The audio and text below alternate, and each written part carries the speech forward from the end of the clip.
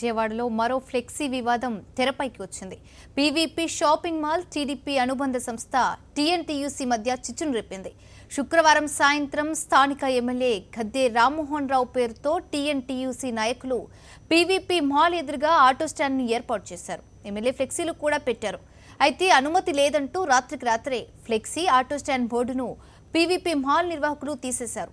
దీంతో టీఎన్టీయూసీ నాయకులు ఎమ్మెల్యే రామ్మోహన్ రావుతో కలిసి ఆందోళనకు దిగారు. మాల్ యాజమాన్యానికి వ్యతిరేకంగా నినదించారు. ఆటో స్టాండ్ పెట్టుకునేందుకు మొదట అనుమతించి రాత్రికి రాత్రి తీశారని మండిపడ్డారు. అయితే వీరి ఆరోపణలకు మాల్ యాజమాన్యం కొట్టిపారేసింది. తామెవరికీ అనుమతి ఇవ్వలేదని, కావాలని రాజకీయం చేస్తున్నారని ఆరోపిస్తున్నారు. గా దాన్ని ఒక ఆటో స్టాండ్ పెట్టడానికి ట్రై చేశారు. మనం ప్రొటెస్ట్ చేసినప్పుడు ఏం చెప్పారు, ఓన్లీ ఆటోలు పెట్టుకుంటాం, మేము ఎటువంటి పొలిటికల్ ఇది అంతా ఉండదని చెప్పారు. సరే మనం పర్మిషన్ అంటే పర్మిషన్ కాదు, మేము జస్ట్ సరే అని చెప్పామంతే. కానీ మనం క్లియర్గా ఏం చెప్పామంటే వెళ్ళి మన సిపి గారి దగ్గర వీళ్ళ దగ్గర పర్మిషన్ తెచ్చుకోమని చెప్పాము. వాళ్ళు పర్మిషన్కి అప్లై చేశామని చెప్పారు, పర్మిషన్ కూడా లేదు.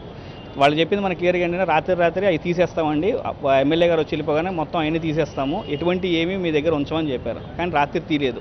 ఒక క్రమమైన విధానంలో 3 ఆటోలు ఇక్కడ ఏర్పాటు చేసుకుని, ఒక స్టాండ్ ఏర్పాటు చేసుకుని 3 ఖాళీ అయిన తర్వాత ఇంకో 3 తెచ్చుకునే విధంగా నిన్న యాజమాన్యంతోనూ, డిపార్ట్మెంట్ వారితోనూ, పెద్దలందరితోనూ, కార్మిక నాయకులతోనూ కూర్చొని చర్చించి నిర్ణయం తీసుకోవడం జరిగింది. ఆ నిర్ణయానికి ఎవరు వ్యతిరేకం చెప్పలా, అందరూ కూడా ఆమోదం చెప్పారు. మరి వాళ్ళు రాత్రి ఇక్కడ పెట్టిన బోర్డులను పీకేసుకుని లోన పెట్టేయడం, అదేమంటే మాకు తెలియదు అంటాం.